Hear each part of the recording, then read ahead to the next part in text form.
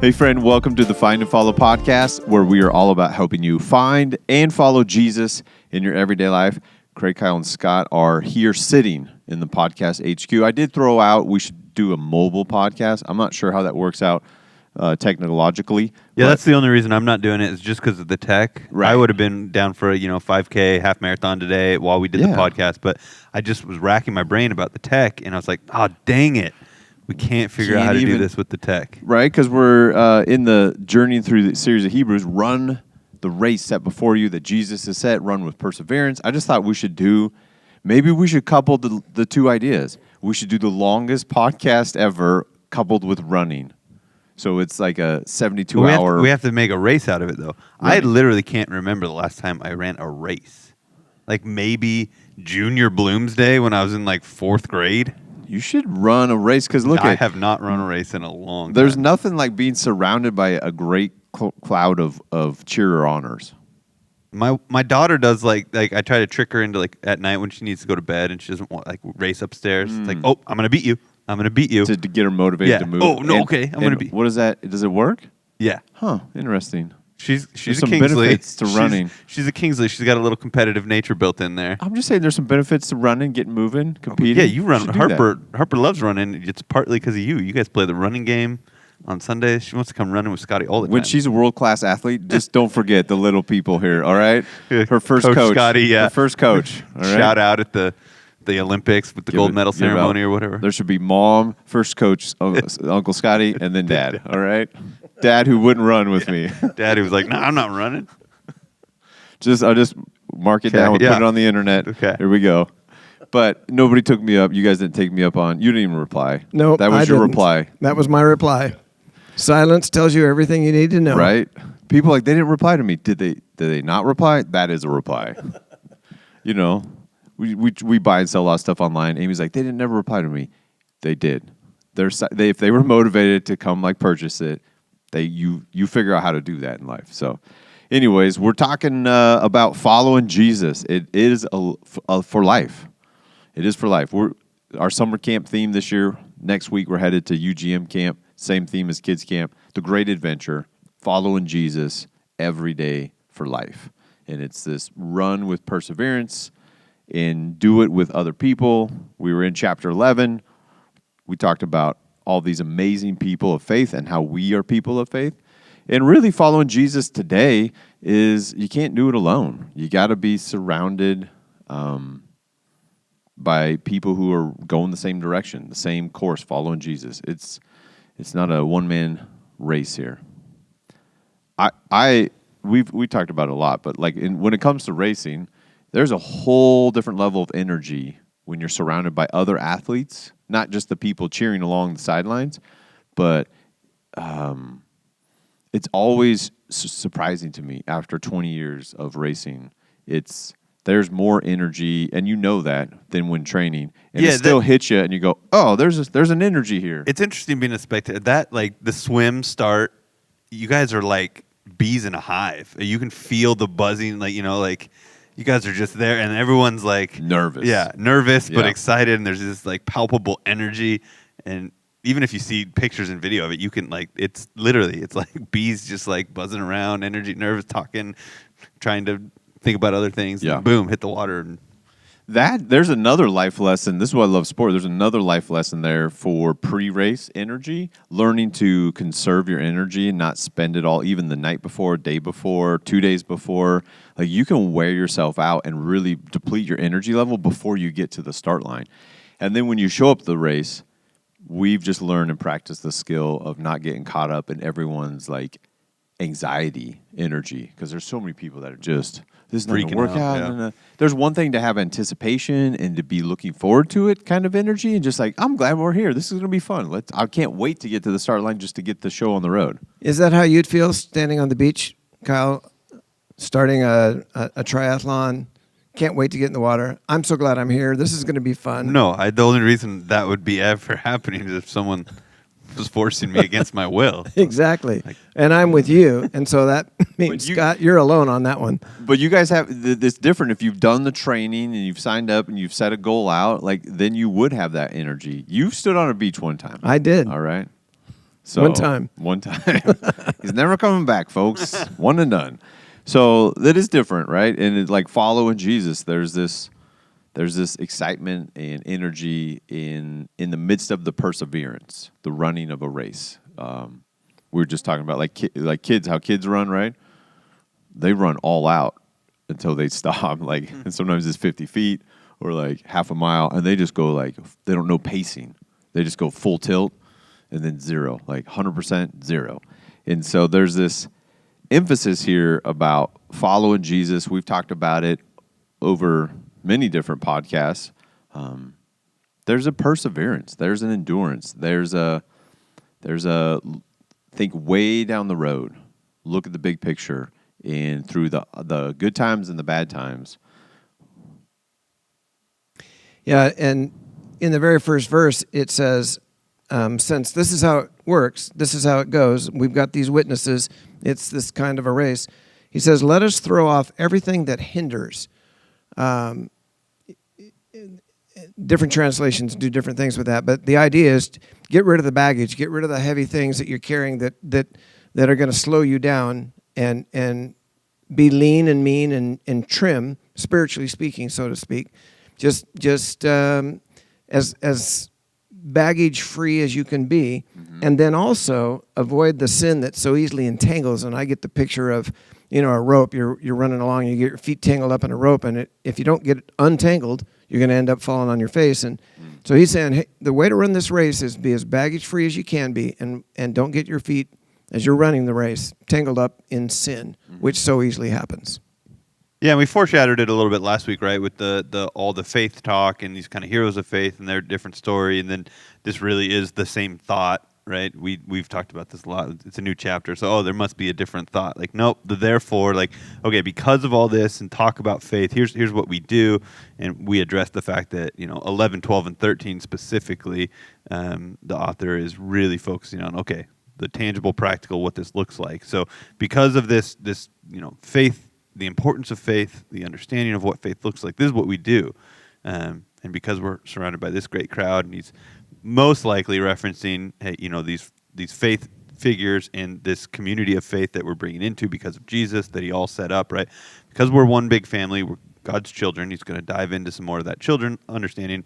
Because this is all true, what we've been talking about, we got a job to do. We need to run and again, maybe Paul, because Paul likes these sports metaphors, running, boxing. We got to. This is a big journey, and we got to do it with intentionality, with some endurance, with some strength, and focus on that. And then I love. I was going to say real quick.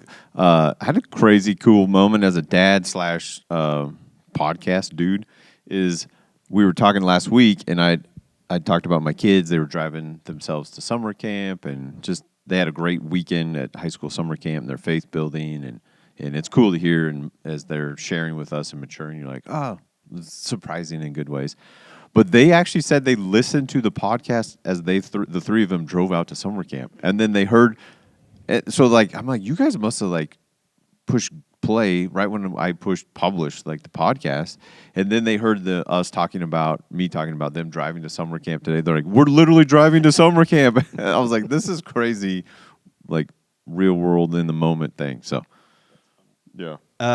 So then verse 2. But you didn't say whether they enjoyed it or got anything out of it. No, they said they were liking it. They didn't get through all of it. I was going to say they didn't have a long enough drive.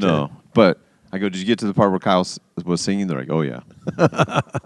That's when they stopped listening? Yeah, I was going to say they turned it off. Unsubscribe. I told you, man, we're going to lose some viewers.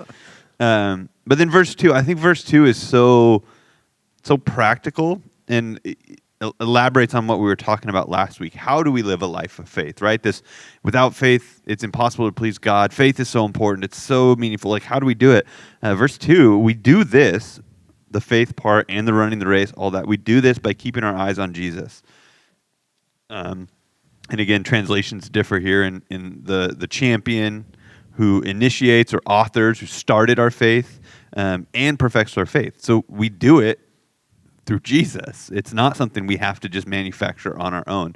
We do this through the inspiration of Jesus. He's the one who drew us into faith. It's all about him.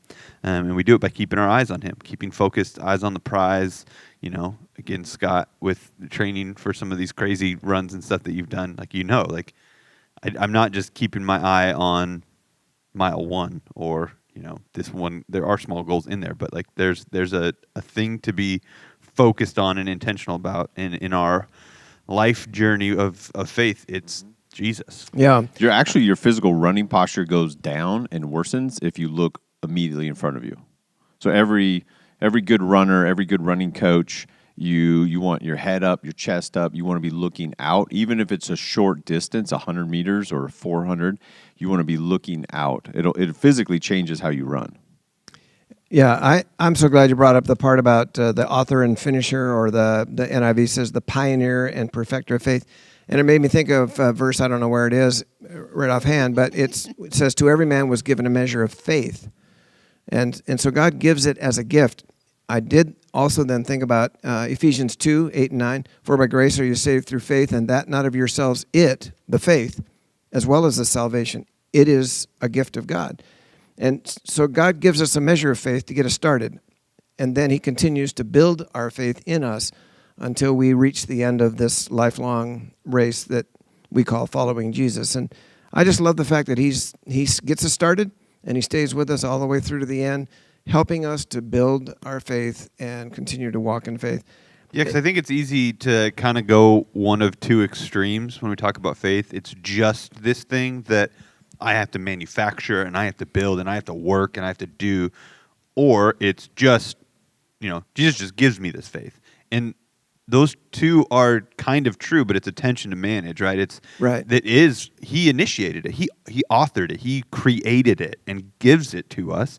But then there is some endurance in work and some, this idea of a sanctified life that we're journeying with him. We're taking steps. It's not a one and done. I said a prayer and I'm good. It's this ongoing, constant, daily connection that's building my faith. And he's helping us build it. Yep. So we've had this conversation a lot on the podcast. Is it God or is it me? Yes, right? And I think specifically with faith, we can swing the pendulum one of two ways. Like, oh yeah, faith, I just got to work harder. Like, yeah, there is some work and some energy and some spiritual stuff that we got to do the heavy lifting, but we can't take God out of it. And then on the other side, we can't take us out of it. Like, oh, yeah, he's just going to give me all this faith, and I don't need to know him more. I don't need to hear his voice. I don't need to listen to him. I don't need to follow his promptings. He's got it all. I think maybe a different way to say that same thing is just to go, who's the source of it? Yeah. So if we feel like we have to work for it, produce it, then we're saying we're the source of our gifting and our faith. But if we just say God's the source of it, but then now what do I do with that responsibility? Yeah. Romans 12, I think that's what you're saying. Verse 3, Yep. For by grace given me, there's the God gave me this thing, right? I say to every one of you, do not think of yourself more highly than you ought, but rather think of yourself with sober judgment in accordance with the measure of faith God has given you. And then he goes on to talk about these different things that God's given us, our faith. If you have the gift of prophecy and the ability, do that. If you have serving, use it. Like God's given you a thing, do your part. If it's healing or encouragement, leadership, generosity, whatever it is, like God's given you a thing, okay? He's the source of it. Yep. Now what do we do with that? We use do our our part. gifts, to help people find and follow Jesus. We say it all the time. God's got a part. I have a part. Other people have a part. True. It's so true, and it hits when the reality of that hits. And like recently had a conversation with people and been waiting for them to do their part, and can't do their part, and you go crazy trying to do their part. And the part we need to remember too on that, Scott, I think that's particularly helpful to me personally, is that God can't do their part. So we're praying, God, change their heart, God, do this in their life, God, Right. And we're praying for that person or that situation. And we've done our part, we've prayed, and maybe we've engaged those people in conversation or whatever. And then if it doesn't happen, we think, well, then God didn't answer my prayer. No, God was doing his part. 100% he was doing his part. They weren't willing to respond, or at least they haven't responded yet. Right. So it takes all three. Yeah, and so our part is to pray for and to have, the fruit of the Spirit is patience, faithfulness. Love is, doesn't keep a record of wrong, is kind. Like all these things, you're like, we can just spend our energy and effort on those things because that's Yeah. what we are able to do. So back to your earlier point, Kyle. So about this is how this works. This is how you run the race. This is how you continue for a lifetime. Verse 2, fixing our eyes on Jesus. That's the first part. But then it goes on. It says, for the joy set before him, he endured the cross. So I love that verse because there's nothing joyful about the cross. Absolutely nothing. So what's the joy that's set before him? It's what's on the other side of the cross. It's what is after you do the right thing and go through the difficult times out of obedience. On the other side, there's reward. And the joy for him was not just his own resurrection, but it was the fact that because of that finished work, he got us, who are his followers. He got relationship with us, which is why he came. He wanted to restore a relationship between the human race and himself as creator. And so he looks down the road and says, well, this is not going to be any fun, but that's going to be awesome. Yep. That's going to be amazing. And I just would encourage our listeners, as I often myself am encouraged, when the going gets tough, look past what you're in the middle of because it may suck. But look down the road and see, if I follow Jesus through this, if I allow him to work in me through this, on the other side, down the road, there's some big dividends to be paid, and those things are worth it. So I'm going to hang in there. Yeah. Have you ever done the High Ropes course at Riverview Bible Camp growing up? I don't think so. Not there. So Riverview's got a High Ropes course, and we went. There's kids growing up going to camps, and there's a section where I think it's the kind of like the tightrope part. It's a single cable underneath your feet with some cables you can hold on to, and they have, so it's from one tree to another tree, and on the other tree they've carved in a cross, like a big one, and colored it in, and they tell you, and they use a verse like this: hey, just look at the cross to get across. Don't look down at your feet. Don't look at your thing and your wobble. Across. Right? So look that way. Look dead at that cross and just keep going that way. And it's so much easier to get across this rope when you're not focused on your balance and your feet and where your hands are. They're like, just look that way and walk over there. And so they always use like this verse as they teaching you the Bible through the High Ropes course, I at love camp. that. But I always think of that still as See? It worked. I'm looking, and for Jesus, to your point, Craig, the cross and beyond, like what the cross holds. Because for him, if he's just like whips and humiliation and all this stuff that I have to go through, if he just looks at that, it's like, is that worth it? Like, but beyond, like, in the reason and the hope and the purpose of what the cross brings. Yeah, which is, I just reading this morning, 2 Peter 3. I don't know what verse it is, but it says, we're looking forward to a new heaven and new earth that will be full of God's righteousness. Yeah. Yep. I don't even know what verse it is, but that's what it says. It is in 2 Peter 3. 3. I'm actually speaking on that this Sunday in Cheney. Because of the return of Christ. So he's looking at that. He's going, there is a day where full of righteousness, where God is in right relationship with all of creation. Yep. And then God's in right relationship with people, and people are in right relationship with each other. And this harmonious, flourishing life that we all desire and feel like life should be that way because it should be that way. Yep. We just are not experiencing it now. And it has always been the point as far as God is concerned. He created Adam and Eve, put them in the garden, and then he would come and show up in the cool of the evening and walk in the garden with them. I mean, there was the whole point of God creating the human race was so he could have relationship with his creation. I mean, it's like parents who have kids. Why do you have kids? So you can have a loving, great relationship with your kids. And so because sin ruined it all, God's like, all right, I'm not going to let that be the last word. I'm going to provide for redemption. And we read the book of Revelation and see that's exactly what happens in the new heaven and new earth. And God's dwelling is where? With his people. Mm-hmm. Emmanuel, we talk about it at Christmas. His name shall be called Emmanuel. Why? Which means God with us. God just wants to be with us and wants us to be with him. And that's always ever been the point as far as God's heart's concerned. Did you want to keep going, preach the rest of the message? Well, I ready could. to rumble? Yeah. You don't need to go to Cheney. You can just play this audio. There we go. Be like, it's verse 13. In keeping with his promise, God's promise, we're looking forward to because of what God has promised, this new heaven, new earth full of righteousness. Yep. So back to verse 2, and at this pace, we've got 87 more episodes to get through chapter 12. But it is interesting how significant these few verses are, and like tie things together, and are very, very important, I think, in understanding our faith. But it's scorning its shame. I don't know. That was resonating with me, and it's scorning the shame of the cross. Yeah, the NLT says disregarding. Disregarding. Going, I'm going to go through this, and we could spend a whole episode, and I would need someone a lot smarter than me, but the shame that's involved with going to the cross, being executed in that manner by the Romans. It's outside of the city walls.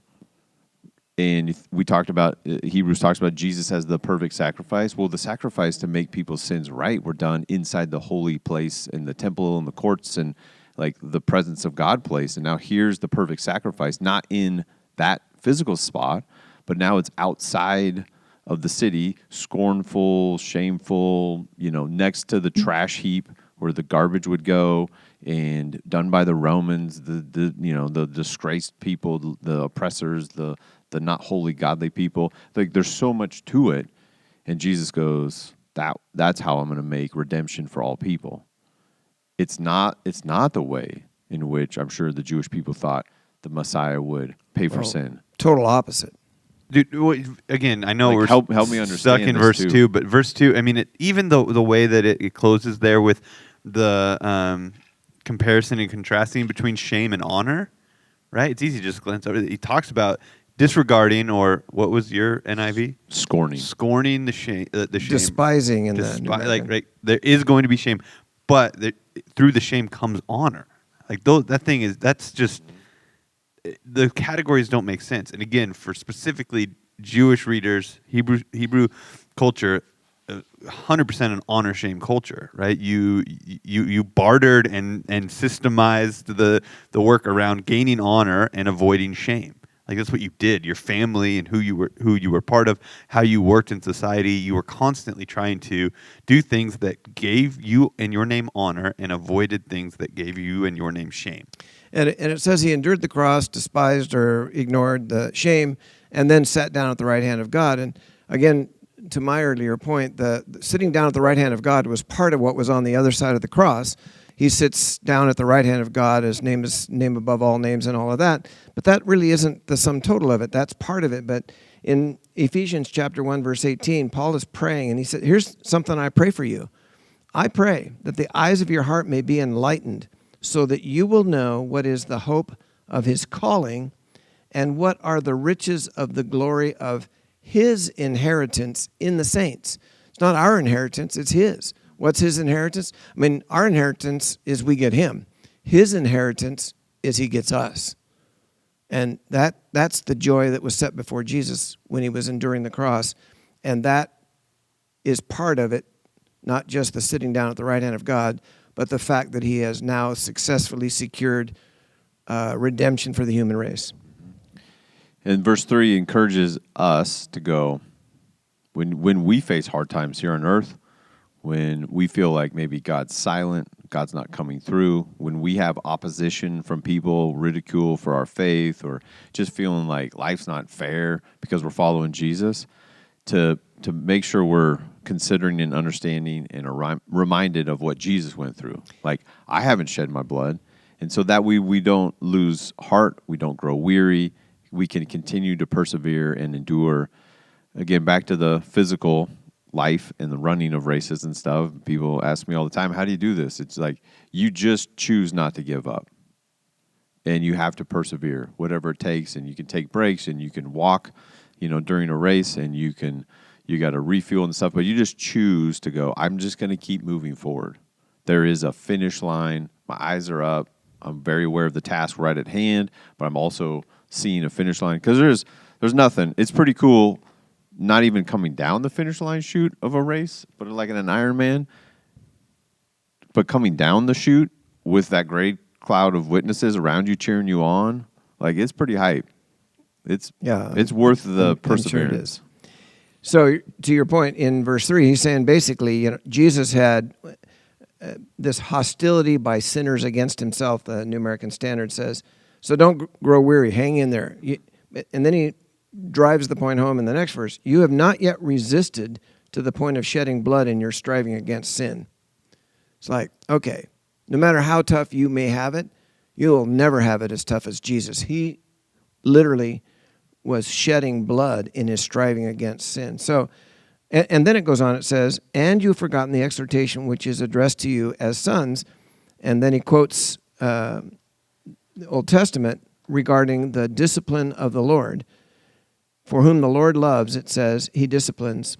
And then it goes on to draw the parallel between earthly fathers who do the best they can to discipline their kids, and then our Heavenly Father who does it perfectly, and he does it because he loves us.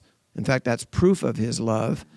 If he doesn't discipline us, then it's an indication that we're not actually his kids, but he does discipline us, proof of his love, and the outcome of that is the peaceful fruit of righteousness. And I skipped down quite a ways there, but in that passage and summarized it. Verse 11. Yeah.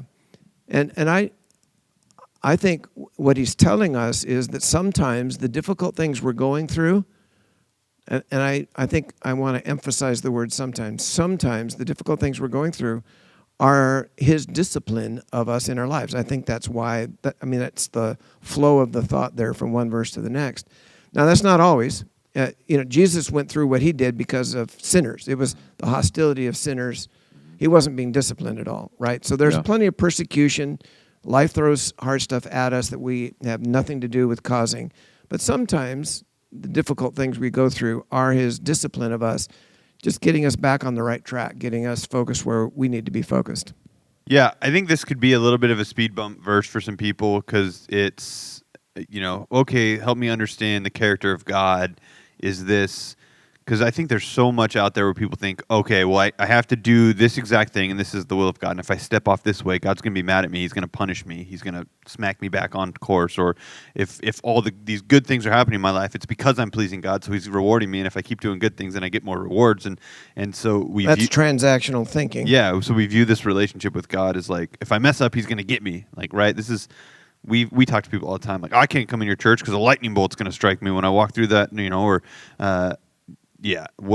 all that stuff, right? And so, this discipline idea, like, oh, okay, God's just up there, and he's waiting for me to screw up, so he can just, like an angry father, right? Like, but I think when we understand the context, and again, what you just set up with Jesus and him going through this, and then I love the beautiful picture of a good father relationship where he talks about, but even the word, I looked it up because I'm like, discipline, I think that's... Isn't that the same root from which we get the word disciple? Yeah, but it can also be translated upbringing, training, or instruction. And yes, and so even the words between the father, it's a teacher, instructor, and the word for child or youth, or it's someone who's in training, someone who's like a disciple who's becoming like the rabbi. And so, yeah, to your point, this instruction and upbringing and training, good fathers who discipline their kids, it's not about abuse or neglect or hatred it's not punishment, anger. It's about training and teaching. Mm-hmm. Hey, that's wrong. We don't do that. That's not okay. That's going to hurt you. Don't go there. Don't act like that. Those types of things as good fathers to their children, good parents to their children. I want you to be successful in life. I want you to have healthy relationships. I want you to be able to handle your emotions well. So I'm going to discipline you. I'm going to teach you. I'm going to train you. I'm going to help you understand how to do this. And so God is doing that in our lives. And so by helping us grow into the children that he wants us to be through relationship with him. Yep, that's so good. Mm-hmm. Yeah, I think that's worth. We should talk about it more. I think that because it's hard for a lot of folks to get the father-child discipline. It's been done too harshly. Again, the father, like Jesus referred to God as Father, and even the father analogy and understanding is hard for some folks because they're like, my earthly father wasn't great, and so you want me to put a father type label on God, and it's who how Jesus referred to the Father as the Father, right? But it's far beyond what our earthly parent or relationship was or wasn't. So it's not the end all be all of what it means. So that's why I think this section is trickier when it has that discipline. But I think we should.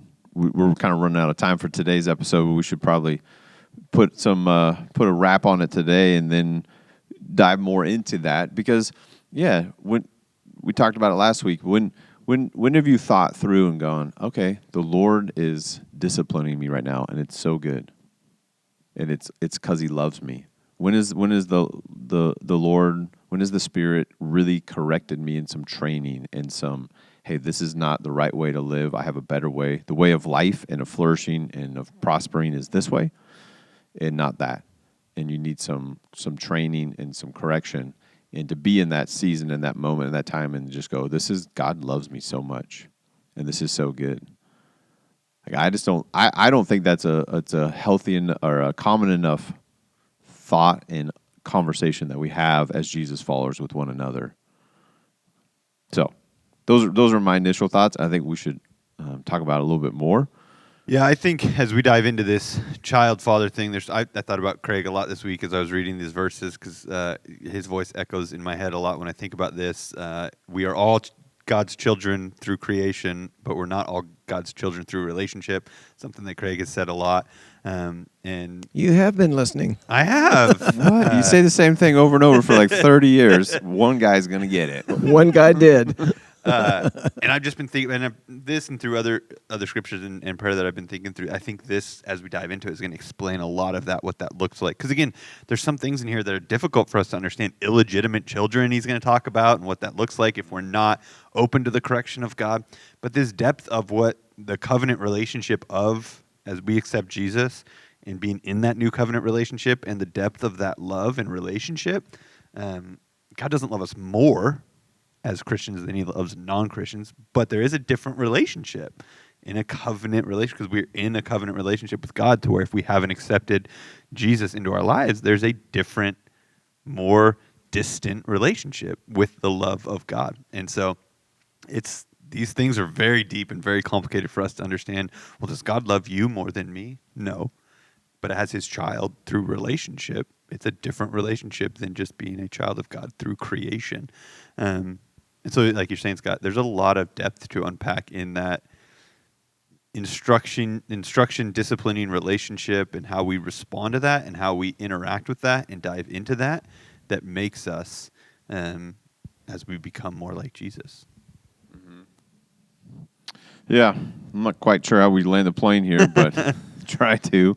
It's like a teaser on, you Yeah. watch a good show on Netflix, and then they have a cliff ending, and then you have to watch the next episode. Yeah, this just feels like we're halfway through, like too much tease, maybe. Because we need to talk about God as love, and therefore He loves and the discipline and Father. But I do love, maybe this will help. I do love the end of chapter 12 before they get to some concluding thoughts on this sermon or letter or whatever it is. But that we're receiving a kingdom that's unshakable, and let us be thankful and please God by worshiping Him with holy fear and awe. And there's some promise there. There's an unshakable kingdom that we get to experience in part here and now. There's a firm foundation that we build our lives on that is, the rest of the world can fall apart, and there's fire analogy in here, and earthquakes and all that. But the kingdom of God will always stand. The ways of Jesus will always work here on earth and for all eternity. And so then our appropriate response would be to continue to persevere, run the race, to worship God, and with holy fear and with awe, and understand who God is, and to live our lives each and every day loving Him and loving the people around us. It's our calling. It's our decision that we made when we said yes to following Jesus. This is the way we live. And so let's get on the tightrope this week, the wire cable, get our eyes on the cross, on the tree that's a cross, so we can cross. No? Too many You many were doing crosses? so well, Scott. So good. That's my specialty, really. Like, have an amazing moment and just kind of just ruin it. fumble it at the 2-yard line. Everyone's given a different measure of faith, Craig, and a gift. Some of us, this is what we do. So, You had a mic drop moment and you didn't realize it. So you kept talking? yeah. No, I'm learning. Less is more. We'll get there. Maybe when I'm 85. Well, take it from a guy who's 73, maybe not by 85. Okay. I'm All right. still learning the hard way. Well, we'll see you in eternity on that one. Okay. Okay. Did you guys have any other final thoughts there? We're good. No. Yeah, I think I'm excited as we continue to dive into this and talk about it. I think next week and our next podcast, whenever that is, as we dive into again some of these beautiful concepts of what it looks like to be in relationship with our loving Heavenly Father, is so. It's really just, it's mind-blowing, but it's eye-opening, it's encouraging. It's, I think for all of us, regardless of where we're at, brings some hope into what this, a meaningful life, the way God designed it from the very beginning, can and will be for all of eternity, and what that means for us today. Yeah. If this has been helpful, man, one way to share the good news with people is just to share this episode or share this Hebrew series with people. And so that'd be beneficial for them and for you. So if this episode's been good, hit that share button. There's a link in the thing and send it on to somebody. I sent somebody something last night. It's not a Jesus follower, just something, an encouraging Jesus following thing I thought would be really relevant to them. And they were appreciative. And so this is one way you can share the good news. Like don't run the race. Don't hold it to yourself. Cheer people on, have them listen to the episode just because you think it would be helpful for them to find and follow Jesus. So thanks for tuning in. We love you, and we'll catch you on the next one.